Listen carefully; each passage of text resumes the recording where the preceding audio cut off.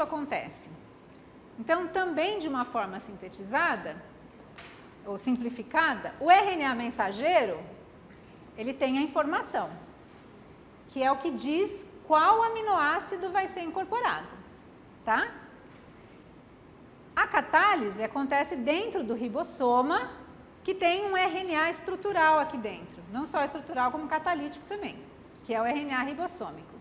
A maneira como você passa essa informação, e isso é a parte legal, quem traduz essa informação de sequência de bases para aminoácido é o tRNA. Por que ele é o tradutor? Porque ele tem uma porção dele, ele é feito de bases nitrogenadas, então ele tem uma porção que faz pareamento com as bases do RNA mensageiro. Ou seja, está usando o mesmo tipo de interação molecular que é utilizado quando você copia uma fita de RNA. Quando você sintetiza uma fita de RNA a partir de um molde de DNA. É pareamento de bases. Só que cada tRNA tem, nessa região que pareia com o RNA, tem uma sequência de bases específica e ele se liga a um aminoácido específico, diferente. Então, por isso que ele é o decodificador, porque ele tem uma porção que lê sequência de bases. E para cada trinca que existe, vai ter um aminoácido diferente ligado nessa ponta. Então, para cada tRNA, com uma sequência diferente de bases aqui nessa ponta, vai ter um aminoácido diferente. Dessa forma, ele consegue traduzir a informação. Vocês entendem isso? Vocês entenderam isso? Então, o RNA transportador, ele não só transporta o aminoácido que vai ser sintetizado, ele essencialmente decodifica a informação de sequência de bases para sequência de aminoácidos. E é assim que a proteína vai sendo sintetizada. O ribossoma vai andando, ele vai literalmente caminhando na sequência do RNA aqui, e à medida que o ribossoma vai se movimentando, a sequência vai sendo lida e os novos aminoácidos vão sendo trazidos, o peptídeo vai crescendo e a porção tRNA vai sendo liberada, tá? A catálise da ligação peptídica acontece no ribossoma. Quando tem a formação da ligação peptídica, a ligação entre o aminoácido e o tRNA é quebrada e o tRNA livre é liberado, tá? Então, quando vocês forem fazer biologia molecular, vocês vão estudar isso do ponto de vista molecular com muito mais detalhe, mas eu acho que é muito importante que vocês entendam essa questão de decodificação da informação e de qual o papel dessas diferentes moléculas. Então, vamos falar rapidamente sobre os ribossomas, porque os ribossomas são as únicas organelas celulares que não são envolvidas em membranas. A gente falou um pouco de membrana, falou como é que elas são constituídas, e a partir da aula que vem, quando vocês forem olhar para a organização, para a compartimentalização das células, vocês vão ver que todas as organelas são envolvidas em membranas, com exceção dos ribossomas, tá? Os ribossomas, eles são pequenos comparados com as outras organelas, mas considerando que eles são complexos proteicos, de proteína e RNA, eles são relativamente grandes. Eles têm cerca de 20 nanômetros em diâmetro e, por isso, eles são facilmente detectados em microscopia eletrônica. Isso aqui é uma microscopia eletrônica de retículo endoplasmático não consigo ler, mas enfim, deve ser de algum fígado de rato, sei lá. Então, cada uma dessas bolinhas pretas aqui é um ribossoma que está ligado na parede na membrana do retículo endoplasmático. Então, é facilmente visualizável através de microscopia eletrônica. Eles são constituídos por 65% de RNA ribossômico em massa e 35% de proteínas ribossomais. O sítio ativo, aonde ocorrem as ligações peptídicas, é constituído basicamente de RNA. O catalisador é RNA, que é diferente da maioria dos catalisadores, que são proteínas, que são as enzimas. Por isso, os ribossomas são atualmente classificados como ribozimas. E alguns ribossomas estão livres no citosol, mas a maioria está ligada à membrana externa de algumas regiões do retículo endoplasmático, que passa a ser chamado de retículo endoplasmático rugoso, que é isso aqui, tá? E os ribossomas livres no citosol, eles sintetizam as proteínas que vão ser utilizadas no citosol mesmo. Então, o que é proteína citosólica livre, proteína solúvel, é sintetizado livre e fica por ali mesmo.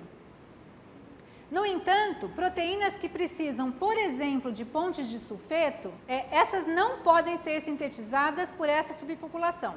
Por quê? Porque o citosol é um ambiente redutor. E para a formação da ponte de sulfeto, as duas cisteínas têm que ser oxidadas, não é? SH oxida, forma a ponte de sulfeto. Se o ambiente é redutor, a tendência a essa reação acontecer é menor, então a tendência às cisteínas é ficarem reduzidas, na forma reduzida.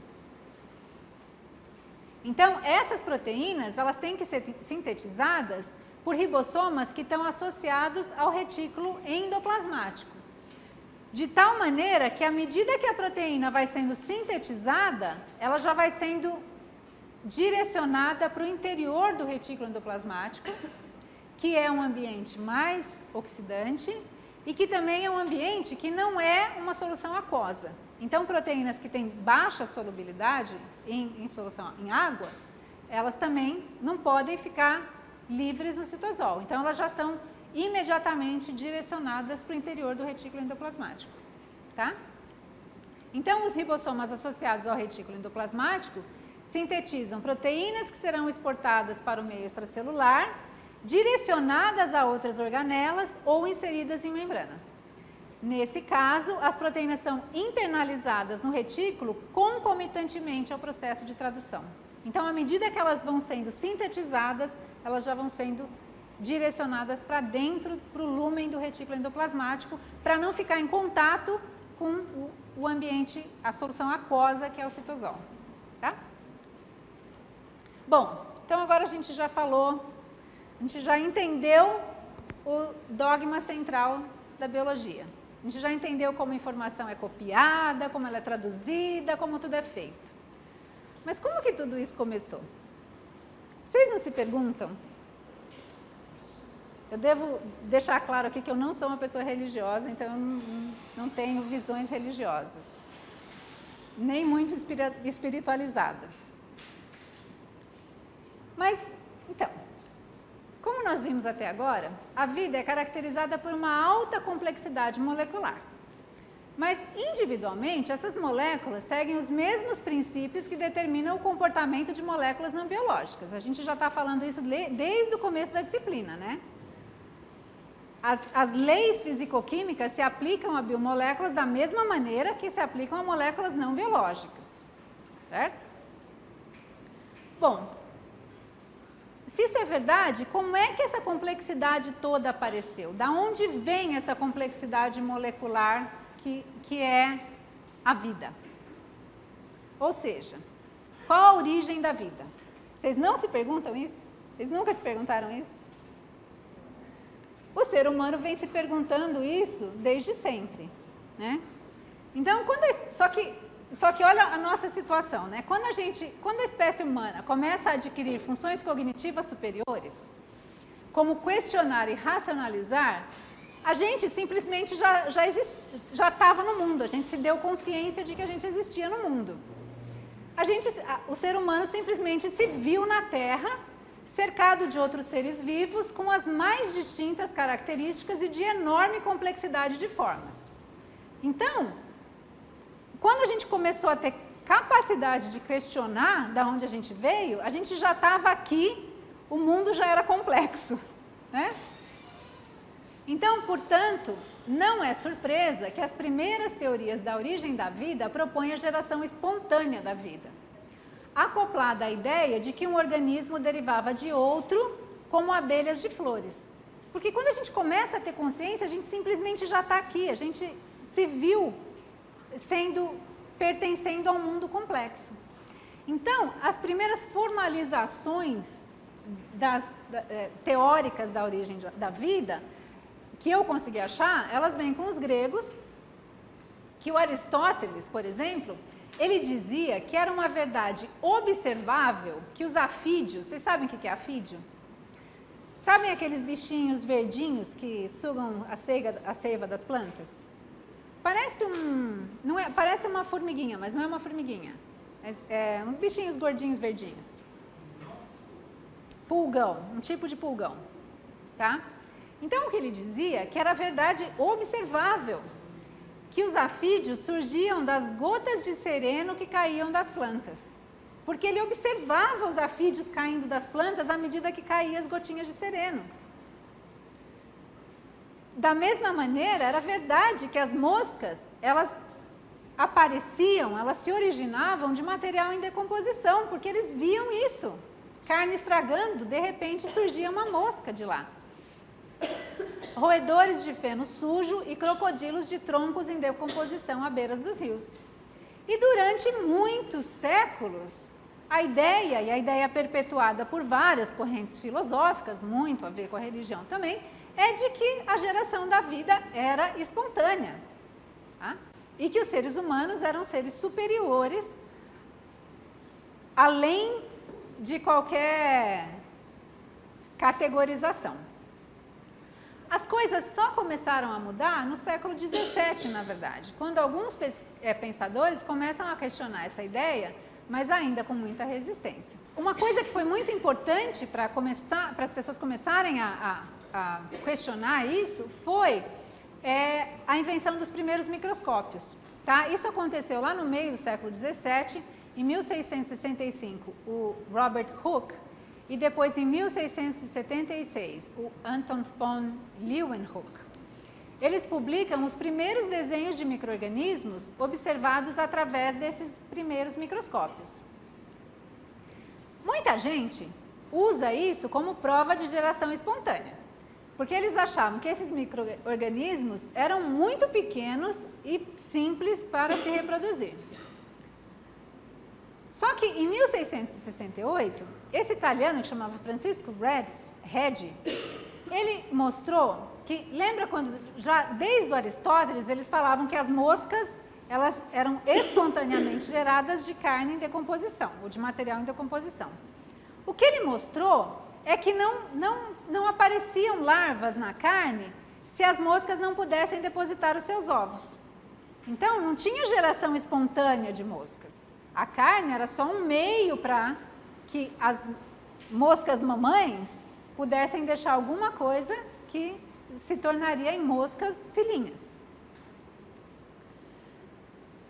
Um século depois, em 1768, o Lázaro Spallanzani mostra que existem micróbios no ar e que esses podem ser mortos por fervura. Então, o próprio aparecimento dos micróbios em coisas em decomposição, aqueles micróbios que o Hooke e o Leeuwenhoek estavam vendo no microscópio, eles não simplesmente apareciam nas coisas em decomposição, eles eram carregados no ar. E que se você fervesse, você matava esses micróbios. E a prova definitiva contra a geração espontânea só vem com o Pasteur, que em 1861 provou que micróbios e fungos não aparecem espontaneamente em placas de cultura que foram devidamente esterilizadas. Então, aquela ideia de que as coisas apareciam do nada, eram espontaneamente geradas, ela foi derrubada, porque ele mostrou que se você esterilizasse um ambiente, uma placa de cultura, você podia deixar aquilo eternamente, que não ia aparecer nada do nada. Ou seja, os micróbios, os fungos que apareciam numa placa de cultura, eles vinham de algum lugar. Então, não existia geração espontânea. Então, se os micro-organismos vivos não simplesmente aparecem, de onde eles vêm?